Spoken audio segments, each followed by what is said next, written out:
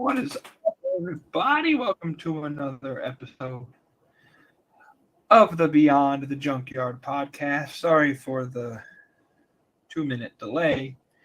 We seem to always have technical difficulties here and at this show. But hey, we're here. We're live. We're in living color. How you been, my friend? Jamie, I am doing quite well. We're recovering from whatever we've had over the last month and a half. We're feeling better. I am looking forward to tonight's show. Looking forward to March 3rd. About a month and a half away. Greensboro Coliseum in Greensboro, North Carolina. Revolution. Getting closer and closer. Place is sold out. 35 tickets are left. We got over 15,300 strong. Tony Khan, I need you to open up the rest of those sections, sir. If not the whole lower bowl, open up maybe another section or two. Open up the entire upper deck. Scale the stage. You've done it before. You did it for Grand Slam. You've done it for other Dynamites. You did it for Forbidden Door. Do it. I love stage designs. I really do. You need to scale it back, my friend. Scale it back. Let's get 17 to 18,000 strong. Send off the stinger. Grand style. Let's do it. How are you, Jamie? I'm doing well. I think we need to spray some of this body spray I got on my desk for all the sad WWE fans that are upset, stinking over the fact that AEW had a pretty good show last night, and then the ratings show, and they're fuming, they're sweating, just typing away at all their angry comments on the keyboard there. But let's talk about some big moments. You mentioned Revolution. I think AEW they did a few things here this week on Dynamite to at least advance possibilities of matches at Revolution. It's looking like we're getting an international title match between Orange Cassidy and Roderick Strong. I think that'll be a very, very good match on that show. It looks almost official that Sting and Darby Allin will be fighting at Revolution, maybe against the Young Bucks, but that promo where Darby says they end up as tag team champions, I mean, I'll take that. I'll take that. We don't really have much of a card yet, but we still have a little over a month to get some stories being built here. And Tony Khan is good at this. The last couple weeks leading up to a pay-per-view, that's always when he's in his creative genius. And I think the numbers for last night's show that. And then that main event that we might get at Revolution. Samoa Joe, Adam Hangman Page, Swerve Strickland. I mean, just give it to us. That's a great main event. Could be early contender for match of the year. What are your thoughts on last night's Dynamite? Yeah, give me that triple threat. Inject that into my veins. That would be a phenomenal main event for the title. I think that would be a really good way to infiltrate the AEW homegrown talent with Swerve, Hangman, and get the champion of Joe, who created a star last night in Hook, and Hook looked amazing. Joe looked strong as well. It was a very entertaining match. I really enjoyed it. My boys and girls in Charleston, South Carolina at the North Charleston Coliseum got a really good show, top to bottom, bottom to top, things in between. We started to build some more stories. We're a month and a half away from Revolution. We're getting some matches being built up. Deonna Purrazzo, Tony Storm, Orange Cassidy, Roderick Strong, the triple threat match, Sting and Darby potentially versus the Young Bucks with the tag team titles in the mix. We're ramping up, man. We're ramping up. It's getting good, and I'm glad that we're starting to get the build of the show about a month and a half in advance. We're really building the storytelling each and every week. I really enjoyed it. my friends in Charleston, man, wish I was down there for that show. It was a really good show. The crowd seemed pretty into it for the most part of the show, which is really cool to see. Hopefully some of my friends down in Charleston that represented the South Carolina Stingrays were down there. Some of the fans of the Stingrays. I'm a season ticket holder that I said to before I left. He was a really big wrestling fan, and selfishly, I like to think that Hart Connection and wrestling helped me sell him that full season ticket plan. But hopefully he was down there, and hopefully everybody at Charleston had a great time. So, yeah, that was a good show, top to bottom, and really enjoying the build that we're getting for Revolution here as we're inching closer to Monday, March 3rd. Yeah, absolutely. You're absolutely spot on about that Hook build. I always thought, this is what Hook needs to be. He doesn't have to be this guy that just defends the FTW title every now and again. That he can be a guy that can be a main event star. And boy, was he. That match was great. It was fast paced. It didn't take a whole lot of time. But what they filled in that 10 or 15 minutes that they had there, it was just it was great storytelling. Hook looked great. Joe looked dominant. I don't think anybody lost necessarily in that match. And Hook his trajectory is just skyrocketing.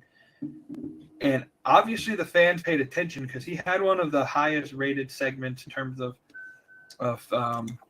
viewership and his quarter segment there. So look, Hook sells, I guess, and in comparison to what we could have got, it was a great match, and I think it shut up a lot of keyboard warriors who thought that Hook asking for Joe for a title match was dumb. I think they shut him up, and I think everybody came out a winner, even though Hook, I guess, technically lost the match. Before we kind of head into our big segment that we're going into, a couple other things that happened over the weekend in the sport of pro wrestling. Jungle Boy Jack Perry shows up in New Japan Pro Wrestling, rips up his AEW contract, and he's calling himself the Scapegoat. I am kind of intrigued on where this story goes. He hasn't been seen in AEW since the whole All-In incident with CM Punk. I think it's a work, but I don't know. And those are always the best types of storylines when you really don't know and you just want to watch it play out. What are your thoughts on Jungle Boy in New Japan? I think it's definitely a work, but I thought it got people's attention on Twitter, X, whatever you want to call it. Great showing again from New Japan in San Jose at Battle in the Valley. That's 2 years in a row they've ran at that arena in San Jose, sold out the place pretty much. Great crowd, looked good. Seemed like they're into it for the night. Had some really good matches on the show too. But yeah, that was intriguing. Did not see that coming, and I think we've gotten the evolution of Jungle Boy now. He's up to Jungle Man with that beer game on point. Ripping up the AEW contract, very, very good. Definitely has got some intrigue and interest as to why is he back? Why is he in New Japan? Why did he show up? Didn't see that coming, so that was really, really cool to see. And it's going to be interesting to see, down the road how this intertwines with each other. Maybe he stays off of AEW TV and solely does some New Japan stuff as maybe a cross-promotional type of thing with them. He was a well-known star in the AEW realm, so it's good to have that. They've always had Eddie Kingston and Claudio and the BCC going over, and Eddie to New Japan. So maybe having another talent go over there like Jungle Boy, Jack Perry, helps that relationship grow a little bit more. So that's awesome. Good to see that. And then obviously the TNA pay-per-view, Hard to Kill. Very interesting show. I watched it from beginning to end. It's the first time I've watched a TNA pay-per-view since I think we watched either Slammiversary or one of the other pay-per-views they had maybe a couple years ago. And was an okay show. It was solid. Wasn't great. Wasn't bad. It was solid. The intrigue of the big announcement of you'll never guess, you'll never know who's going to appear. We got Ash by Elegance, which is the formerly known Dana Brooke. She debuted in TNA. Nick Nemeth, he debuted in TNA at the main event after the TNA World Title from Alex. Nick Nemeth came out of the crowd, beat up Moose, and then went back into the crowd, ripped up the T-shirt, and showed TNA. So now he is part of TNA Wrestling. Good for them. And I know they had a really good show for that. Had a good show the next night for Snake Eyes, which I believe I need to be corrected. Was Snake Eyes a taped show to upcoming on Access TV as an Impact show, or is it okay? Yes. So which is cool to see that Okada on the card. That part of the taping, I think, debuted earlier this evening. I don't know if it was the whole show or if they taped multiple episodes. But yeah, it debuted on TV. Well, good. I'm glad that they did that for TV purposes, for Access TV. They had Okada on the card. Ospreay was on the card. Nick Nemeth wrestled his first match in TNA on that show. So TNA, good, strong. The 2 nights in Vegas. They're going to be in Kissimmee, Florida this upcoming weekend for some TNA Impact taping. So they're on the up and up, and they're doing well, and good to see them doing that, and getting some new stars into the company and riding the wave of the momentum that they've had since the last pay-per-view, since Bound for Glory, since the rebranding of TNA. So really, really, really strong weekend of wrestling overall, and that carried into this week as well. Absolutely. And then just long-term storytelling here. If they want to keep Jack Perry on New Japan exclusive for quite a while, my understanding is the next Forbidden Door is going to be in the Tokyo Dome. That's the rumor. Maybe keep Perry off of AEW TV until then. Right. And you can have him have a play at Forbidden Door in the Tokyo Dome, and whether that's he takes the title off of Christian Cage or however they want to play him getting back into the fold there. Good week of wrestling. Wrestling is on the up and up, I think, overall as an industry.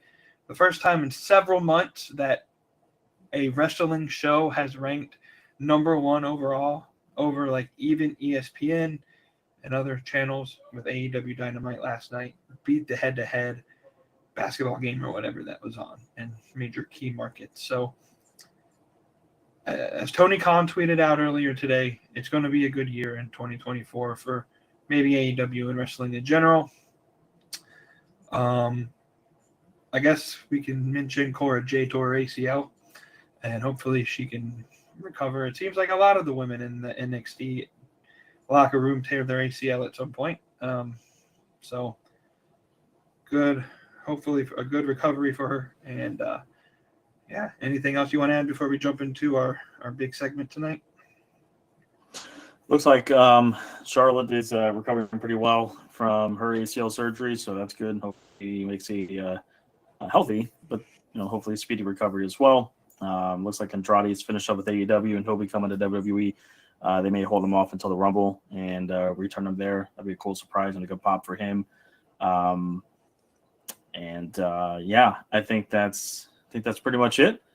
And exciting topic we have on deck here for tonight. Perfect. One last thing I forgot to mention, and then we'll move into it. If you've subscribed to Fightful and Sean Ross Sapp, which you probably should, the best $5 in the industry, Camille was backstage at the AEW Dynamite show last night. She has obviously been one of NWA's biggest stars in the women's division there. She's a free agent. I don't know if she was on any ROH or Rampage tapings or anything that they may have done, but she was backstage last night. Maybe I assumed maybe talking about possibly signing with AEW. Tony Khan did say he was going to be aggressive in the women's division. You add Camille, maybe you add Mercedes Moné. I'd call that pretty aggressive. You add to the stacked women's roster. you can get all these women though, and like you said in our group chat, you just got to use them and use them right. You don't buy a ball of talent if you're not going to use them. Absolutely. No, I totally agree with that. They need the TV time. I know he's going to be aggressive in the women's free agent market. Kudos to him. You got to make sure the women get the TV time. Another good, strong showing from Deonna Purrazzo. Anna Jades looked good on TV last night. Their storyline is progressing quite well and quite entertaining, and I'm enjoying that. And I in women's world title, so that probably should be the biggest storyline for the women's division going, in general. But as we lead into the next few weeks, hopefully we get some more storylines that we can see for the TBS title, for Revolution, maybe another women's match with some storyline implications to it. That would be awesome to see as well. So looking forward to that.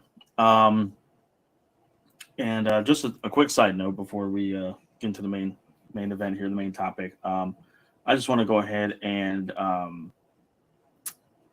congratulate all the fans. And I know there's a lot.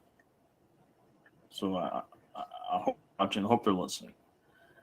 I want to congratulate the fans and the organization of the Dallas Cowboys for choking again in January that they do every week. I know this is a wrestling podcast, but man, as a Washington fan, as a Dallas hater, true, it warms my heart to know that you can always count on the Cowboys in early January to deliver a late Christmas present, an early New Year's present, and choke in the playoffs at home.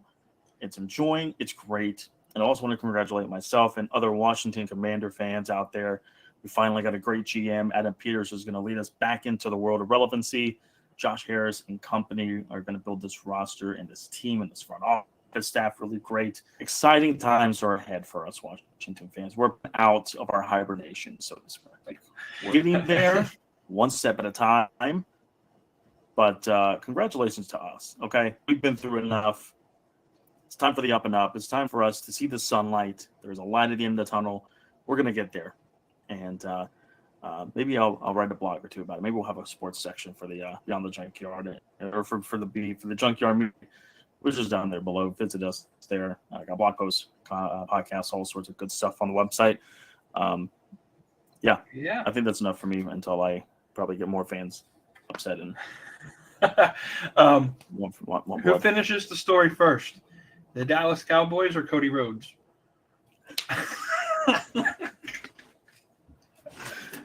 That's a great question. That's a great question. Alrighty. They both just opened the story. Let's break into our next segment here. You know what this is. It's our weekly series leading up to some bigger, better events. We got a couple more episodes that we're going to plan on in the future. We're going to talk about the Hart family tonight because let's just be honest, wrestling is in their blood, and they got a long family history to talk about. So let's get going on here.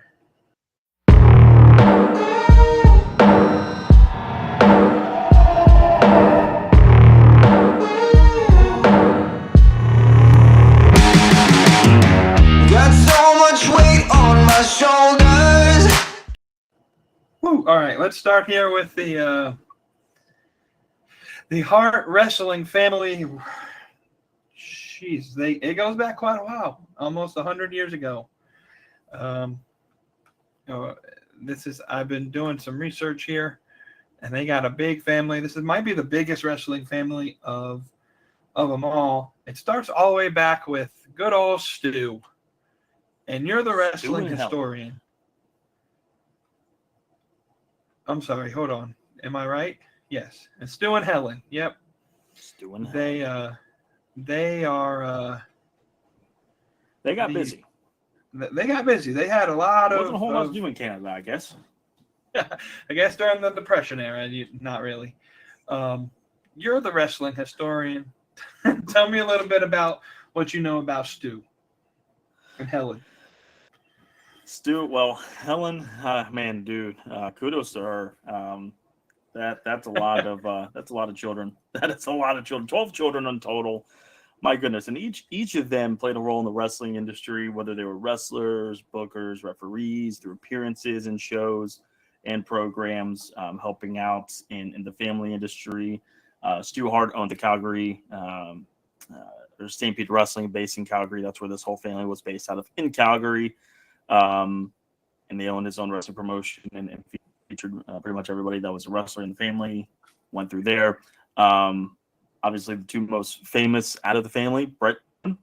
Obviously, they went on to do much bigger things. But for Stu, had his track record starting with amateur wrestling, and then most famously created the Dungeon, which basically was a old gym mat basically in the basement of their home in Calgary, and that's where he trained these wrestlers, and he would put all sorts of these holds on them and make them scream into submission, almost pass out due to pain, grown men crying, grown men screaming in agony. That was the way to do it. That was the way to get these guys toughened up and ready to experience the kind of lifestyle that came with pro wrestling. And Helen, did a great job with raising the family and then just trying to keep the household together. It's a lot of family. It's a lot of kids to look after, but I think they all did a good job with that. And if the men weren't involved in wrestling, the daughters may have not been in wrestling, but married wrestlers. So whether it be Davey Boy Smith, who married into the family, Jim Neidhart, just absolutely insane with how many kids and just how it just all intertwines and mingles together with wrestling. And that's most that I got for Stu, but in general, just a remarkable run the family's had that obviously continues to today. Absolutely. People call the of what is known as what modern day professional wrestling is. I mean, Vince McMahon was very, very high on Stu Hart. Let's name a lot of these descendants we got. Obviously, we're going to spend a lot of time talking about Brett and Owen, but there were a lot of other kids that maybe didn't have as big of a role and big of a career. But we got Smith Hart, Bruce Hart, Keith Hart, Wayne Hart, Dean Hart, Ellie Hart, Georgia Hart, Bret Hart, Allison Hart, Ross Hart, Diana Hart, and then Owen Hart. And then additional family members, they had like a bajillion grandchildren and in-laws. Like you said, some of the bigger ones, Jim the Anvil Neidhart, Davey Boy Smith, Teddy Hart was the I think the child of Georgia Hart. Teddy was her son. There's a whole lot of them. You think about Natalia, she's part of that family. I want to kind of focus in on some of the bigger wrestlers in the family. We'll start with Brett. I think Brett maybe is the biggest known name of the Hart family. What would you say Bret Hart's legacy in wrestling is?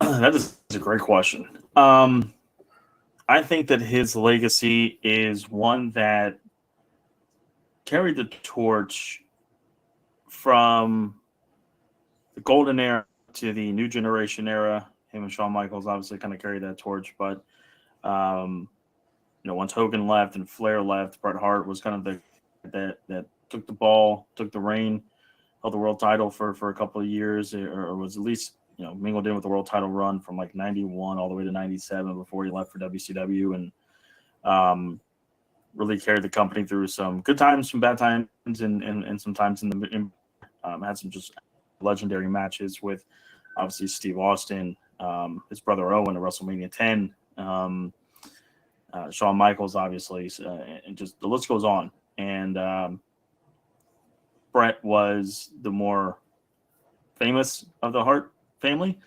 And And I think Bret's legacy is that of what his one of his famous mottos, the excellence of execution. Probably the most flawless technical wrestler that has ever lived. Obviously there are arguments for plenty of other guys that you can there, but some of my favorite matches of all time involve Bret Hart, just because from the whether it's a storyline aspect of it, the overall technician in the ring. He made you believe. He made you believe with every move he did, whether it was a backbreaker, made you feel like he just absolutely broke the guy's back, whether it was a clothesline, whether it was a sleeper hold, whether it was a pile driver, whether it was a sharpshooter, whatever the case may be, Bret Hart made you feel like what was going on was real. The intensity was there. And just his matches were crafted to almost perfection each and every time. And one of the absolute best of all time, for sure. Absolutely. Would you say that Bret Hart's, obviously everybody knows about the Montreal Screwjob. I think that might be one of the top 10 biggest moments maybe in the history of pro wrestling.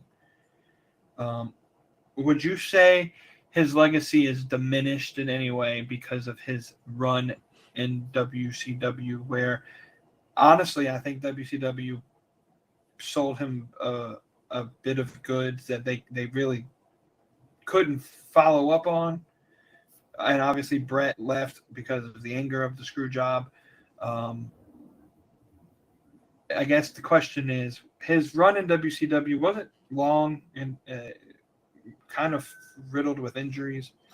Does that diminish anyway his everlasting legacy in the pro wrestling business? No, I don't think so. Bret was kind of served a weird conundrum.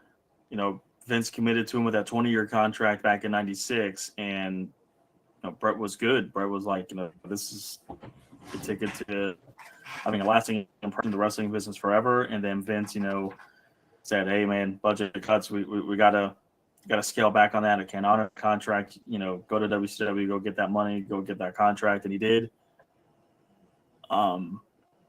Crazy thing about all that is that it was documented in that Wrestling with Shadows documentary DVD back in the late '90s with Bret Hart. It's amazing how that was just absolute perfect timing when it came to that whole documentary and them allowing the cameras backstage and the wiring he did with some of his conversations with Vince McMahon and things like that.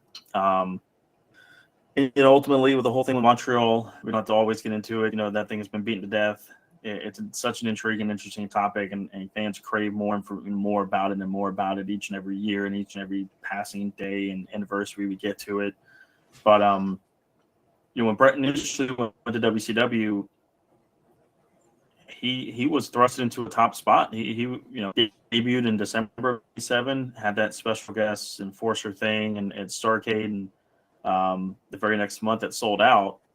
Wrestled in one of the main events, if not the main event, with Ric Flair. That was his first big storyline, and it was based around who's your overall best wrestler? Is it Ric Flair? Is it Bret Hart? And it had a really good storyline, and things were kind of looking kind of good there for a bit. And then I don't think Brett Bischoff knew how to book him. I don't think WCW knew what to do with him. I don't think that's Bret's fault at all. I just think that it's just one of those things that, we got a top guy from WWE, and they had so much success with past WWE guys anyways, with Savage and Luke Paul and Nash and Hogan, that, hey, let's just add another piece of the puzzle. This is the piece that's probably going to end WWE for forever. And obviously it didn't. But I think it's more so WCW just not knowing how to book him. He had some really good moments. Obviously, like I said, with the storyline with Ric Flair, his storyline with Sting in the fall of '98. He about killed Sting at Halloween Havoc '98. That was interesting. His matches with T, his matches with Chris Benoit. One of my, again, all-time favorite matches was the Owen Hart tribute match between him and Benoit at in 1999. Oddly enough, I believe it was in the same arena that Owen tragically passed away in. Maybe it was at a nearby arena, but I believe it was within the same area of which Owen passed away. But a fantastic match that I recommend everybody to go out and watch. It's just an absolutely fantastic match. Bret ultimately won the world title November of '99, but by that point, it's almost too late for him to really make a difference in WCW. The ship had already sailed, and obviously his career got pretty much cut short by Goldberg and that whole fiasco at Starrcade '99, which oddly enough happened on my birthday in 1999, so that's interesting. Long story short, no, I think Bret's 2.5-year run in WCW doesn't tarnish his legacy in wrestling. It's what happened to him, and a lot of unfortunate things happened with him and the Hart family between '97 and '99 and in 2002. But really after that, the healing kind of began and kind of helped get built back up. And Bret ultimately made peace and for the most part. And still definitely one of the best wrestlers of all time, for sure. Absolutely. Bret Hart has been a part of both WWE and other shows on occasional appearances. Still current to this day, I believe. It was May of 2019. He makes his only appearance in AEW. He debuts the AEW Championship. He was the first champion. Yeah, you could say that. And then I think he was seen in Impact on a video message to congratulate Ken Shamrock for being inducted in the Impact Hall of Fame.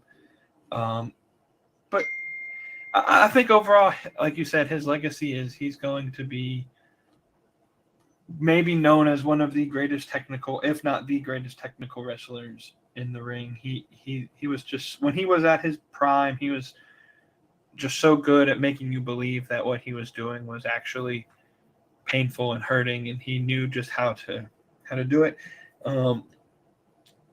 His tag team partner, Jim Neidhart, they were part of the Hart Foundation. I guess he married into the family, so we can talk about him a little bit. I don't think he's as well known as Bret in terms of maybe legacy, but Jim Neidhart had a pretty decent career in the ring. Obviously, he was part of the Hart Foundation, and then that was probably where he found a lot of his early success. Again, you know a lot more about this time of wrestling than I do. Overall thoughts on Jim the Anvil Neidhart? Interesting personality. Kind of had a little bit of the psycho type of thing with the laugh that he did, the stroking of that beard. A really good big man, and him and Bret complement each other so well with the Hart Foundation. One of my all-time favorite tag team wrestlers, or tag teams of all time, the Hart Foundation. They complemented each other so well. Bret with his technical prowess, Jim with the big, strong physical style. And that's why I think that's why they've gone down to become one of the best tag teams of all time in wrestling history. Jim as a singles wrestler, he did a lot of stuff in Japan, a lot of stuff in Canada and Mexico, just really trying to tour around the world to try to make his name known, get his name out there. And I just I think it was more charisma, maybe the promos, something like that. Excuse me. Something just didn't fully click with him and with the fans and the audience. But definitely, good workhorse, a guy that really tried to give it his all with whatever program he was in, with whomever he was wrestling. Really did all sorts of stuff in Europe, like I said, in New Japan and Canada and Mexico, and also WCW as well. Had his hand in there. Him and Davey Boy both went to WCW around the time Bret showed up, and Bret, I think, kind of initiated that to bring them along, since Owen was going to stay in the WWF. That he wanted some of his guys there, and Davey Boy and Jim both went to WCW for a little bit, had their cup of coffee. Not too much happened. They didn't really get much over. It was just more so of a nostalgic thing than anything. Another way of saying, hey, we got more WWF guys in WW. And then they kind of fade away and kind of went back to their own scenes. And, Jim kind of stayed around. And I think really his legacy was more built upon not only what he did in the ring, which was fantastic in his run with the Hart Foundation, but also, being the father of Natalya. That was a really big thing to have, and one of those things that you really remember his legacy for having Natalya and making that connection. On a personal note, both of you and I got to meet Jim, which was really cool. The one and only done WrestleMania 2017 for 33 in Orlando, and the first night we got there, it's crazy. First night we got there, we unpacked and we're like, let's go out to eat, let's go celebrate a little bit, and we went out to Twin Peaks restaurant in Orlando. And Jim was just happened to be sitting there at the bar with his wife, I believe. And in the bar, the place was not crowded at all, And I think, I don't remember if it was you or one of our other friends that were like, hey, is that Jim Neidhart? And I couldn't tell at first. I'm like, ain't no way that's Jim. Ain't no way. Why would he be here? And then all of a sudden, like, we kind of really looked at it and like, oh, that is Jim Neidhart. Of course, y'all gave me the task to have to go up there and ask him to take a picture. Nobody else could do that. It was me.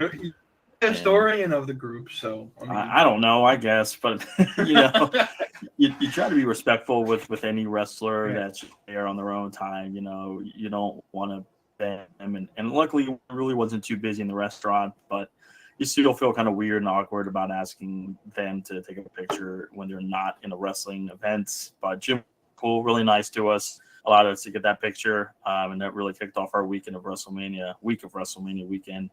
On a really, really cool note. So that was really fun to be able to talk to him for a second, meet him, and allow him to take a picture with us. So that was pretty cool.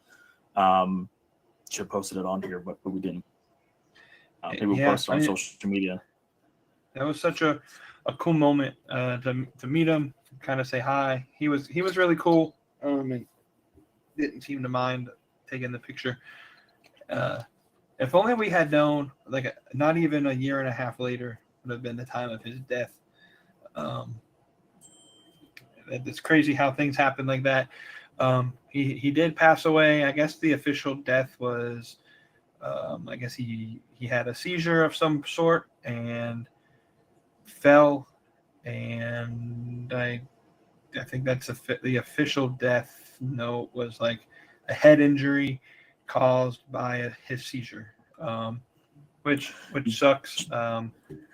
Yeah, Jim had a lot of demons. The family in general. You look at like people like Teddy Hart. I guess he's officially part of there. There's a lot of drug problems in this family that kind of was kept under the rug. But see, I think that's just the nature of the industry and the nature of the beast. Right. I was going to say that's just kind of, it comes with the territory. There was a lot of, especially in the 80s and 90s, a lot of drug use, and it's just kind of how it goes. And I think Jim Neidhart was a pretty decent wrestler in and of himself. You mentioned the Dallas Cowboys. Jim Neidhart played for the practice squad, I believe, of the Dallas Cowboys at one point. Funny how that works. Yep.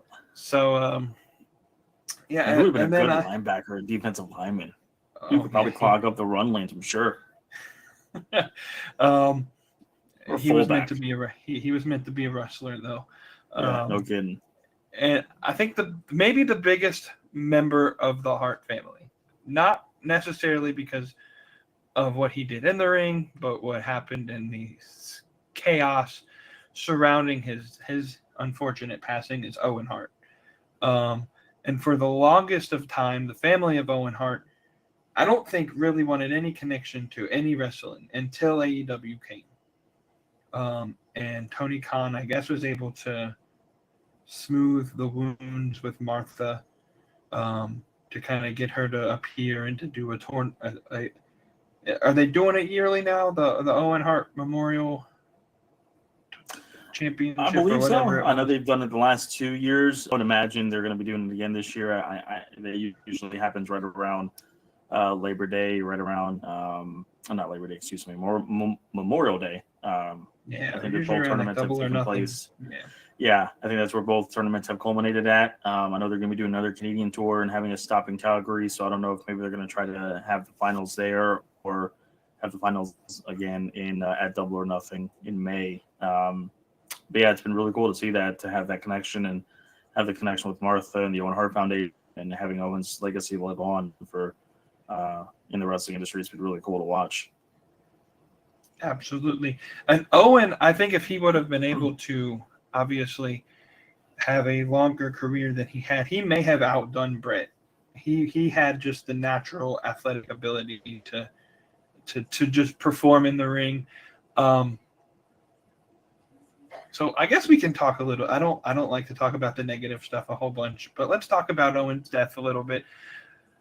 I think Martha seems to think that Vince McMahon essentially sabotaged the construction of the high wire that he was on, and he basically he bought really crappy parts, cheap. He was a cheapskate at that point, and bought really cheap, crappy parts, and ultimately they faltered, and he fell to his death. They cleared the ring, and then they continued the show as if nothing ever happened. And I guess your take on Owen, I guess overall, obviously leading to his death here, was there anything WWE did maybe wrong? Obviously, they did a whole lot wrong. He fell to his death, but anything they could have done to prevent the incident from happening? So, obviously, hindsight's 2020. This is 24, 25 years. Crazy to think actually this year will be the 25th year anniversary of that happening. Looking back on it, was there a true guide on how to handle that kind of stuff? No. That's the first time of something like that happening in its kind, I believe. There's been wrestlers that have passed away before in events.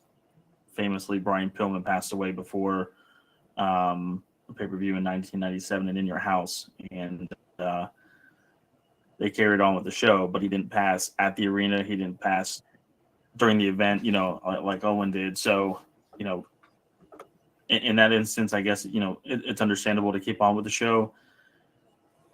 Look, and like I said before, and I'll say it multiple times, I try to look at things on both sides of the foot as much as I can and try to get a true perspective on, obviously I can understand Martha's frustration and anger and just overall distance that she wanted to carry after that event and place the blame on Vince and the WWE. I can see from Vince's side of things that it's just pure chaos and panic, and they've never dealt with something like that before. And to try to keep the boys preoccupied, to try to get through the night, just to get through that event and just try to occupy the boys' minds. The crowd had no idea what was going on. So, they were just along the ride, and at that point, do I agree that the show went on? No. I have shut everything down. I love wrestling. I don't like to use the word fail. But when you have Jim Ross go on the air multiple times and say that what happened was not part of the storyline, it's not part of the gig, this is real life, this is real life happening, at that point, it's like, listen, this is a real situation. We have no idea what's going on, but something's really urgently and seriously going on that didn't look good. And once you get that announcement, if they didn't announce that on the air, that's one thing. But the fact that they said it on the air that Owen passed away, at that point, you got to shut the show down. How can you go on? At that point, there's nothing you can do that's going to take away the shock and the awe and the sadness of the event. So you got to shut it down at that point, in my opinion. Now, from the perspective of the actual fall itself, I understand that gimmick was probably what was supposed to be a spoof of Sting and coming down the rafters and him getting released like a foot above the ring or something like that, to where he fell, and it was supposed to be a big goof, and funny and all that stuff. I don't think Owen was really comfortable with that stunt, but he went along with it to go along with it, and that's just because Owen to a consummate professional. But the problem that I have with it is that they were told that it was the same stuntman, the same crew was the same that did the stuff for Sting, and it wasn't. And it was, like you said, Martha had the I remember watching the doc on Vice, I believe, on Dark Side of the Ring, rig that they had. It was just like a little that you do for rock climbing type of thing. And within, I think she said that, you put 6 pounds of pressure on that, it releases. So, if Owen just happened to move his shoulder a little bit, or if he was just making sure that everything was tightened up, 6 pounds of pressure, bam, that's it. And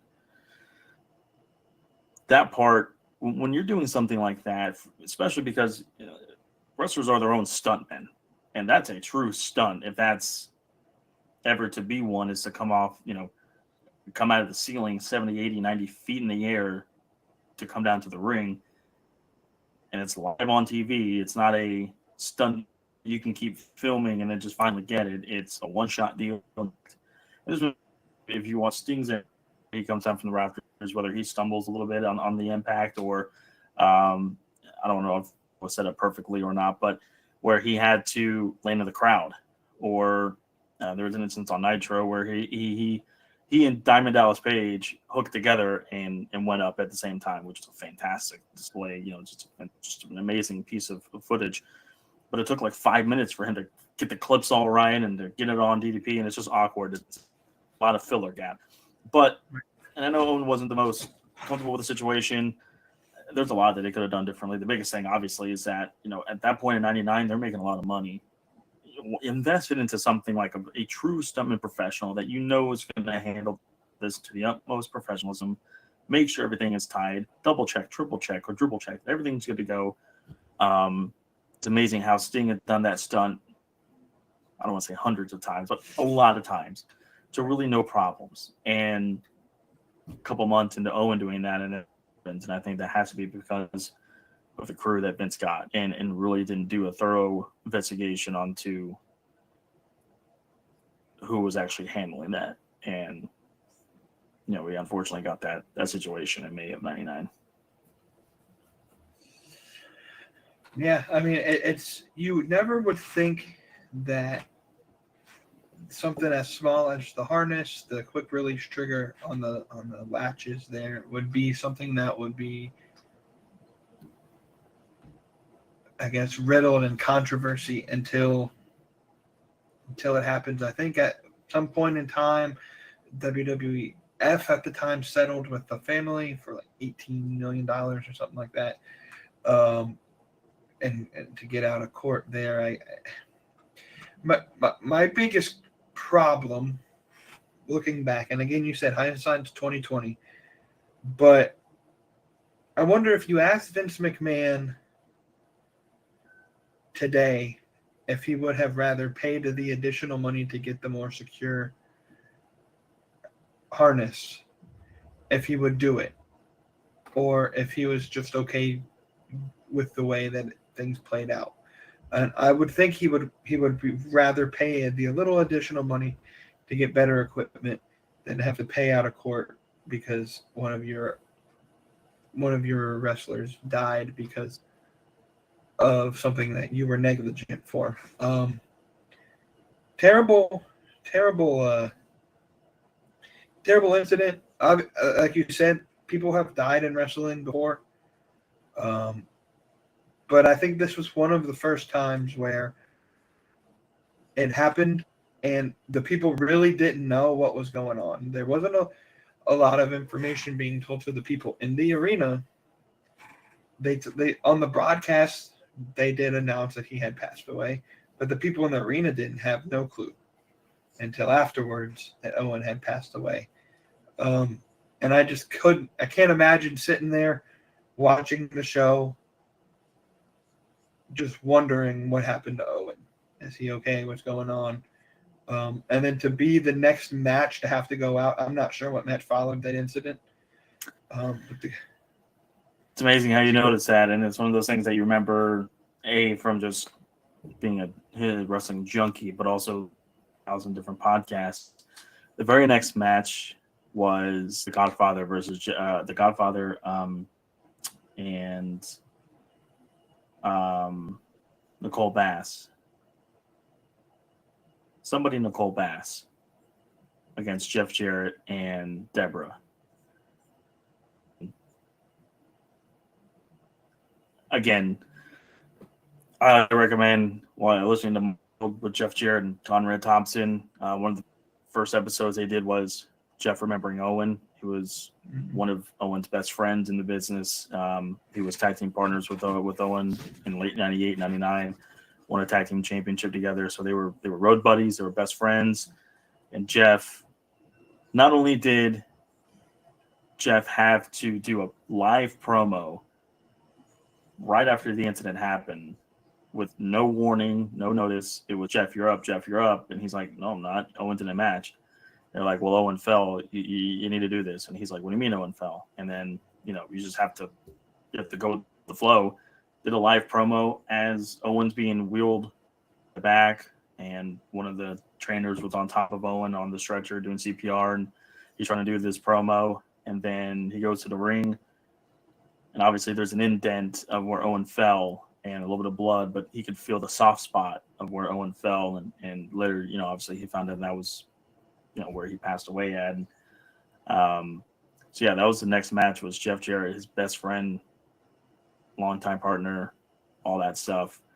He was the very next match. He was the first one of the boys to kind of feel the ring, feel around it. And man, what a talk about just crazy circumstances and unfortunate circumstances, and having your best friend go to basically where your partner just passed away at, and not only having a match, but just going to the same spot. Just wild. But how that happened. Yeah, I wouldn't be able to, I guess, maybe fully understand the emotion that was going on at that period. I was 2 years old at that time, so I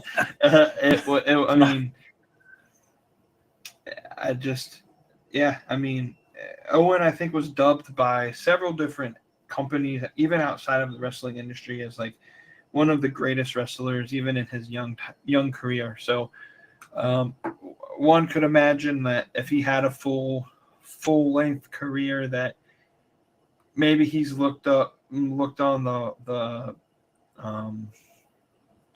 in the same light of like the Hulk Hogan's and the Ric Flairs in the industry, where he's like on the Mount Everest of all of the professional wrestlers.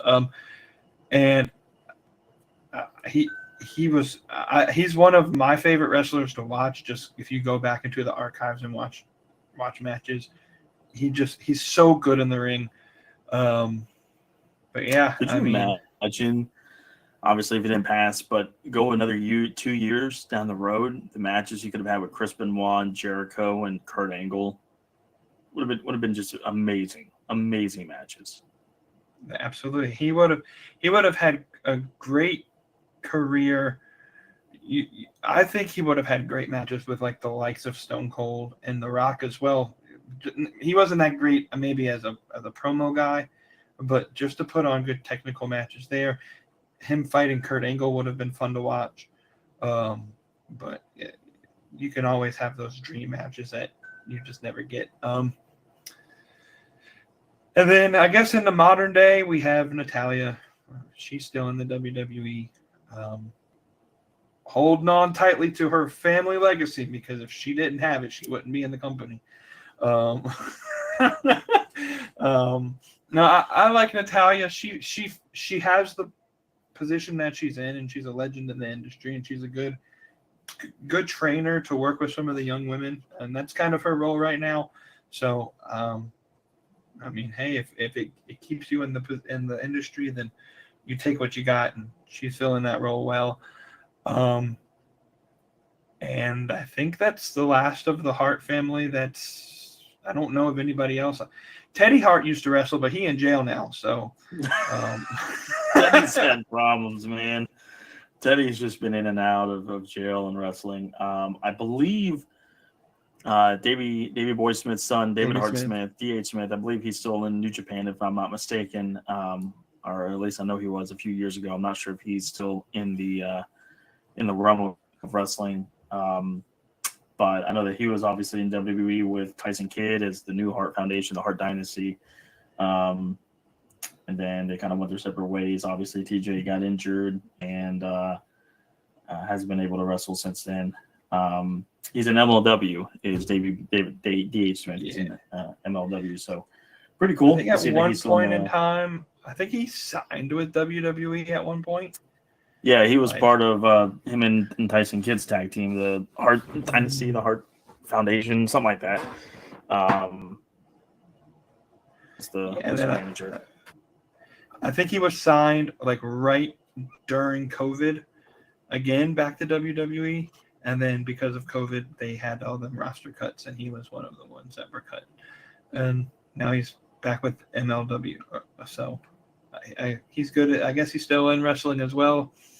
I'll ask you the same question we asked last week about the Von Erich family, which is, I think, quite interesting. I believe Fritz Von Erich was trained by Stu Hart, if I remember correctly, in wrestling.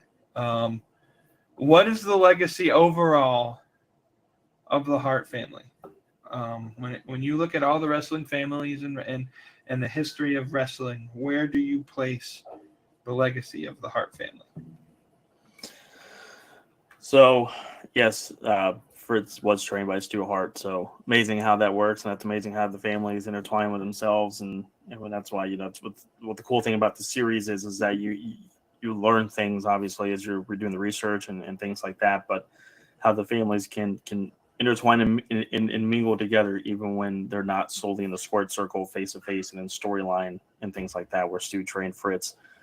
Obviously, I think the Hart family is probably the most famous, most well-known family in wrestling, just because they had so much success with Brett, with Owen, and the amount of legacy and family members that were in the business at a top level, like Davey Boy, British Bulldog, Jim Neidhart, and then obviously Owen and Brett.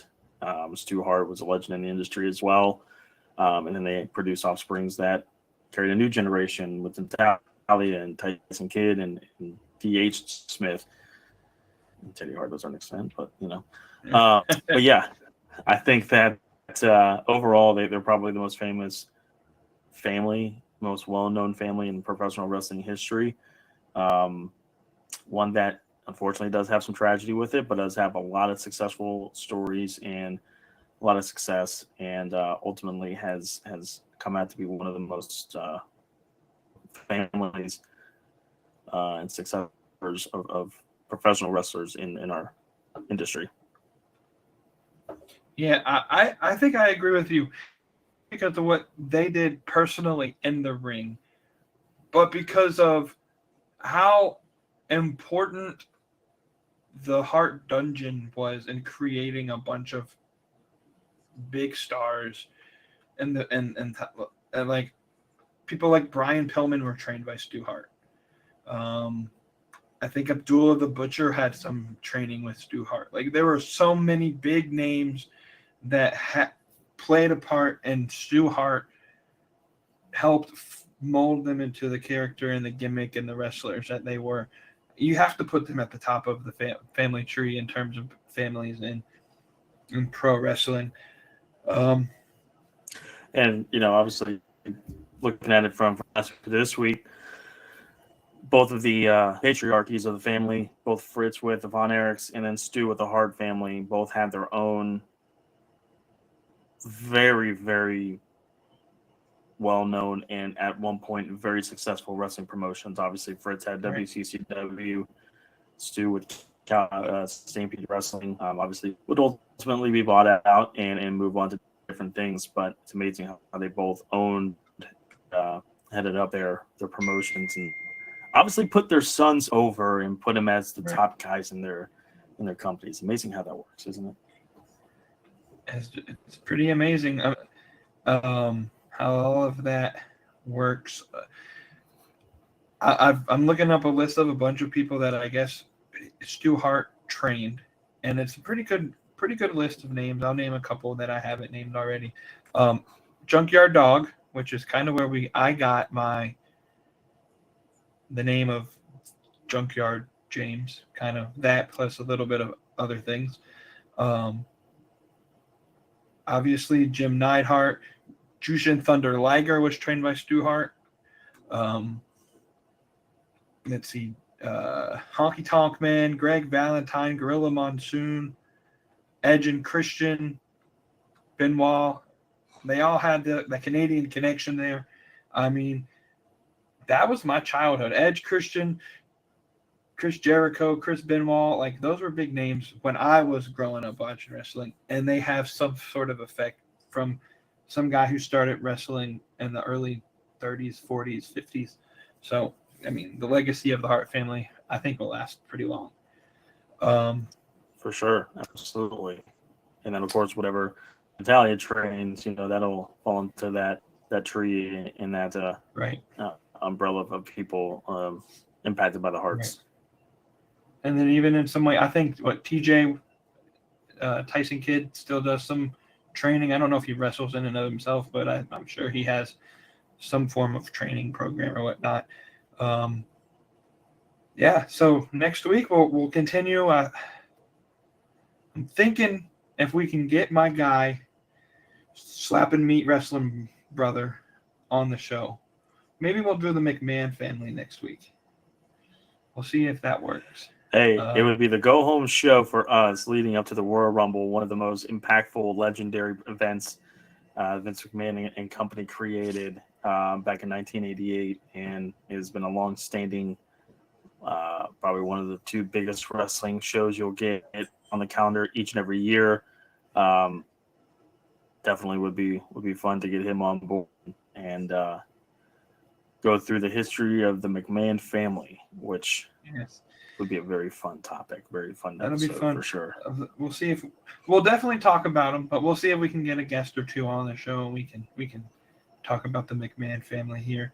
But before we log off here tonight, any last parting words from anybody? Not a whole lot. Obviously, junkyardmediagroup.com. Obviously, contact us there if you have any questions, if you have any comments, ideas for the show. If you'd like to be a part of the show, definitely put an email through there. You can follow us on all the social media platforms that are listed on the website, X, YouTube, Facebook. Have a Discord channel. Get in the damn Discord, please. If you like wrestling, want to talk wrestling, share your opinions, piss people off, troll people. If you want to just be around a group of people who are like-minded and enjoy pro wrestling, you got to join it. It is an interesting group of people that we have in there, so you need to get in there. It's quiet in the Discord sometimes. I forget sometimes that we have one, but we got to get some more people in there, open up the conversations. It's fun. There's several different channels that you can commune. If you're a WWE only fan, we got WWE only chats. If you like them all, you can join AEW and WWE. Comment, leave your questions for the show. Maybe next week that's what we'll do. We'll talk about the McMahon family, and then we'll run a Q&A leading up to Royal Rumble. Maybe talk about some of our biggest Royal Rumble moments, because there's been quite a few big moments in Royal Rumble history. Maybe that's what we'll talk about next week. But as we part out here, junkyardmediagroup.com is your one-stop shop for everything Junkyard Media Group. You can go on there, listen to the audio version of the show, listen to the audio version of the Slap and Meat Wrestling podcast and the We Too Deep podcast if you're into pro football or college football. It's a good time. Go over there, junkyardmediagroup.com. And if you don't have anything else, my friend, I think we'll see everybody next Thursday. See everybody next Thursday. Hope everybody has a great week. Points north, south, east, and west. East and west. Boy, easy for me to say.